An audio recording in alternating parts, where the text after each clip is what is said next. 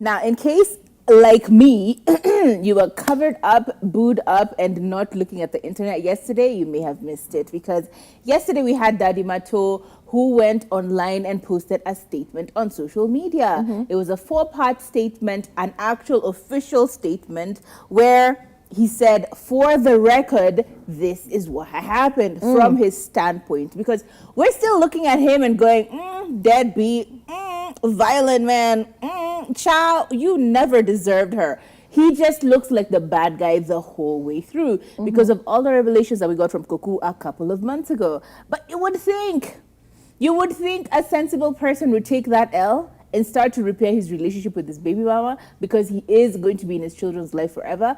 But nope, not Daddy Marto. Daddy Marto said, for the record, I'm going to tell y'all the tea from my standpoint. And he again released a 4-part statement in which he said, this was actually dated the 5th of August, where he stated a few things, including the separation and the timeline for the separation, the financial responsibility, which Koku had said he was not responsible and she was bearing the burden and the brunt force of taking care of the family and the food and the necessities that are needed for the household. And then he then described in a very diminishing way her contribution in their relationship, where he made her look like, honestly, yeah, she was just vibes, okay? And ultimately, he described the night in question.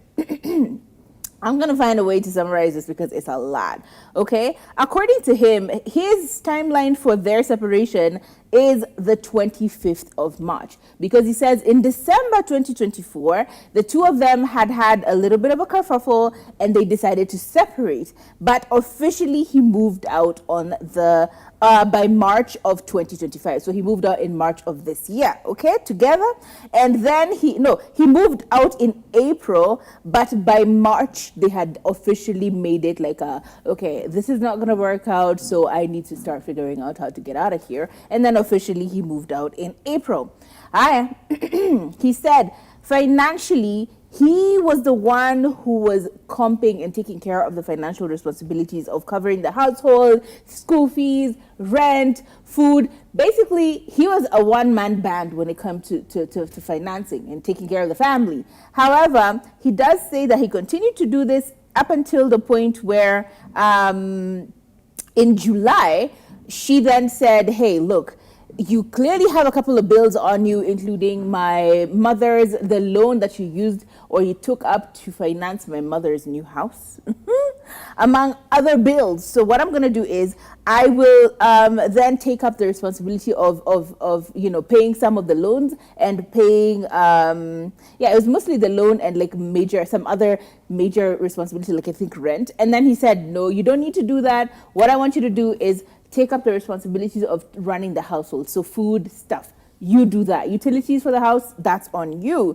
And unfortunately, he says he did not bounce back from this because ultimately, part of the reason why he was down and going even lower in his financial capacity or his ability to provide is because he took up a loan to help Koku's mom build her house when the money that he had in store was running out. When he depleted those funds, he decided to take up a loan in order to finance and finish up with the payment of this house to be built to the end, because he said, I don't even know how somehow I ended up with this bill. Like I said I'm going to help, and now it became my full responsibility. And we're like, okay, sir, whatever you need to say, babe. Anyway, he actually then proceeded to say that Koku's contribution did then veer off because, as I said, she was like, okay, you're taking up a lot of responsibility. She said she was going to take up the nanny's bill, okay, and help with financing the loan, which he said, don't do that. Pay for food, right? And according to him, this statement of that, when Koku explained it, is a show of he doesn't understand, and I quote, the suggestion that there was coercion into paying rent, this is not accurate. The full record, a full record of this can be disclosed and is available. And then ultimately he wraps it up by saying, on the night, Since that night, I have been portrayed in a way that suggests that I am violent, I am abusive, I am manipulative and irresponsible. Nothing could be further from the truth. Okay? Meskia amesema mambo yote yenye Kuku alisema. She was basically talking out of her behind, right? Kuku said, okay, I see you're 4, I'll raise you 8.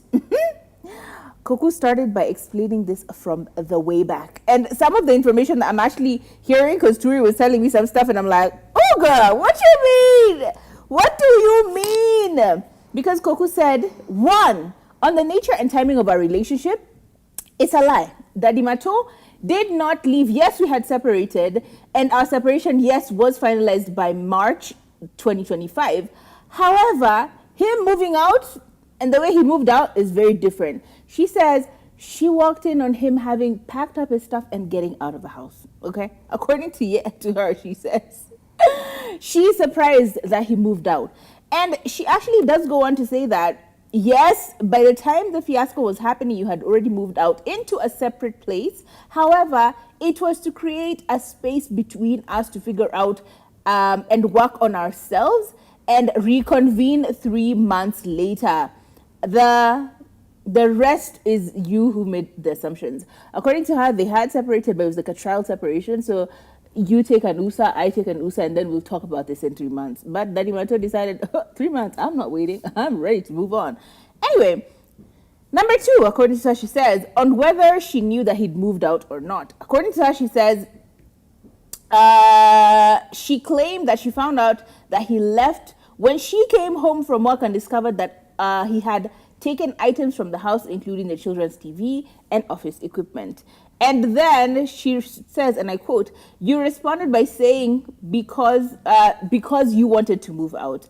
I told you it was absolutely selfish and diabolical for you to take away these things from them. Because why are you taking the kids' TV? That's kind of crazy.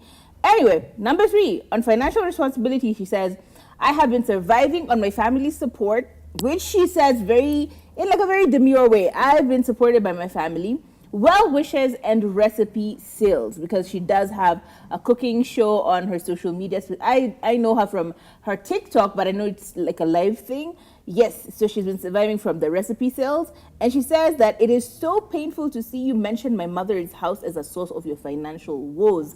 She truly does not deserve that.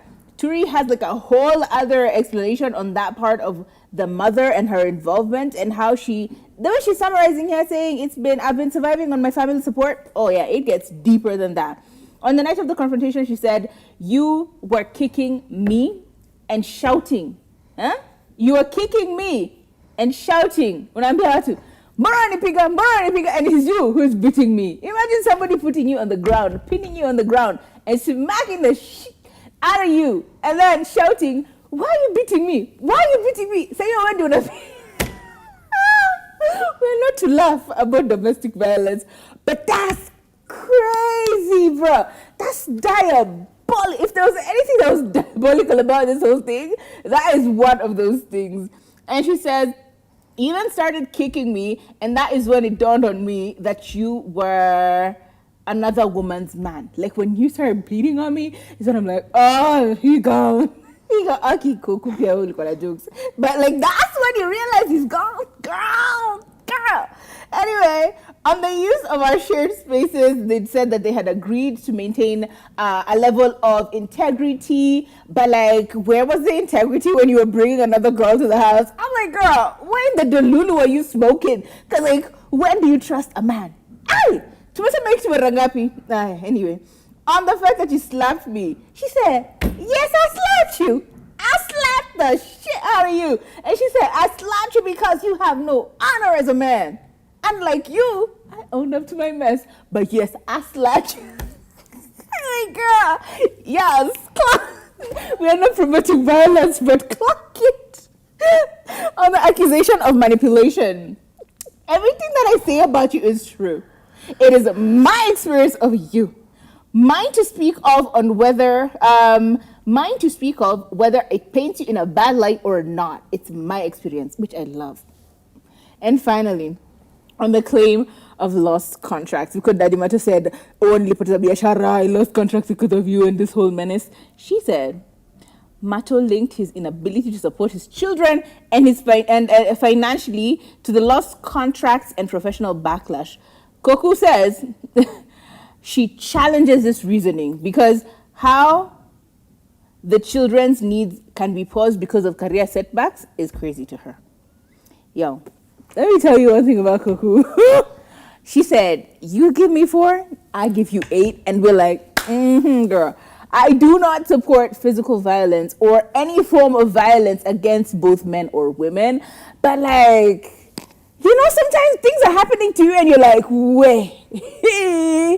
You can't wait. You can't wait for the hand of justice to come through. Sometimes you need to be delivering some of the justice for yourself. But hey, look, I really should not be saying that. It's a very irresponsible thing to say.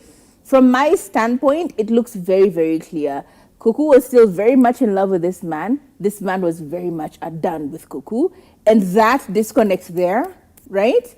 The way a man will tell you, oh, just give me a minute, let me think. And you really give them a minute. Yeah, that's part of the problem, because that's what Koku was doing the whole time. He's like, just give me a few months. Let me think this through. I'll just move out to this house, but give me a few months. We'll come back to this. And Koku is like, yeah, I'm going to give him 3 months. And the man is over it. This was his exit plan. Niwe uko unajua, okay? So yeah, I feel like that's what happened. The delulu of Koku thinking that this man would somehow see her, and it never happened because he'd already seen her and he was done seeing her. Okay, he was ready to see other people. Yeah, that's what happened. But hey, Daddy Marto, wow. Well, this for better for worse is difficult. It seems it's all worse for some couples, you know? For better for worse is only worse for the babe, because for the better is really thriving out here, printing out statements. Now, I'm a little biased because I'm a girl and I'm a girl's girls.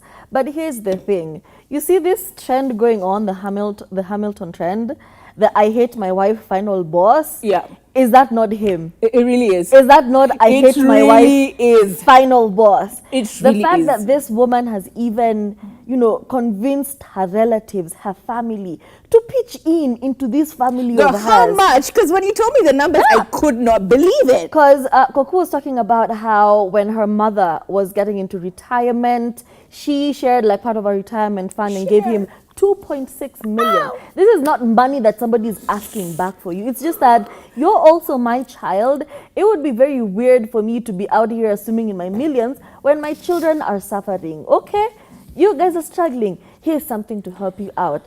Doesn't stop there. Apparently, Koku's father also gave them 500,000 Kenya shillings. I'm not expecting, See alone. ile mkiwahi kuwa sawa mutanirudishia, and that is okay. Just parents helping out their children. So to see that not only are you disrespecting The this mother, woman, you are also disrespecting her parents and people who have come through for you in very interesting times is crazy. Where she even mentions how, where her mom would send food from Kerogoya, was it Embu, like on a weekly basis, because my children cannot be out here hungry. These are my children, like both of them. And even after all of this went down, her parents have not turned around and said, okay, this is what you're doing to my daughter, give me back my money. None of that.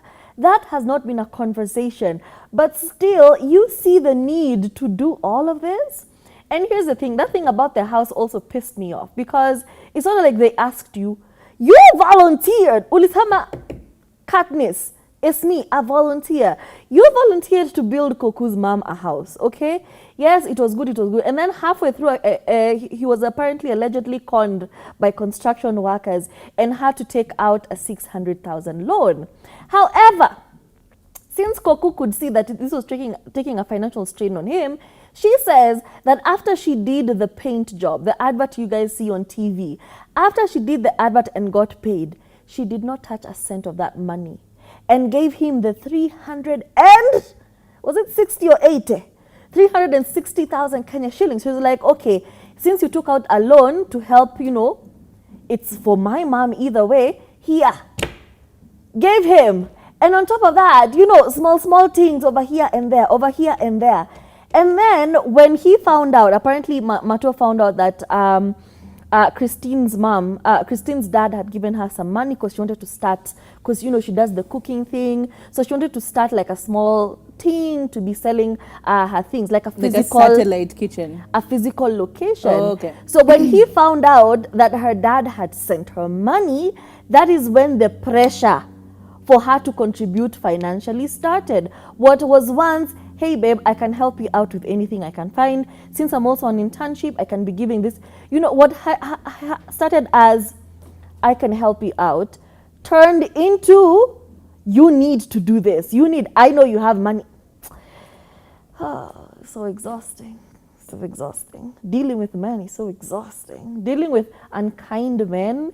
And you forget that your children are also involved. It's not like Coco is You're keeping gonna money. read this. Like in a marriage, in a family, it's not like one party is withholding money so that they can go perambulate. Like any money they get, It's it goes for their into the children and their household. It family. goes into, kids need new shoes. There's no way I'm going to be sitting hoarding money in my As bank a woman, account, it's difficult. and my children are walking around in Bare tatters. Like everything I do is for my family. So for you to think, she has money somewhere, let us use it, let us spend it. Oh, crazy. Coco should have been one of those Kikuyu women or Embu women mwenye unapandisha flat uko Weka. Kerogoya. Weka hapa. Pandisha flat. Weka hapa. Na usiambie mtu. And that is toxic. But still, when these things 3 happen, million plus. when these things happen, you wonder, okay, should I take the risk? Do you know what I mean? It is so scary when you see stories like these. Because it's not like they weren't in love. They were in love. Well, she was in love because clearly this man did not love her. Crazy. It's crazy.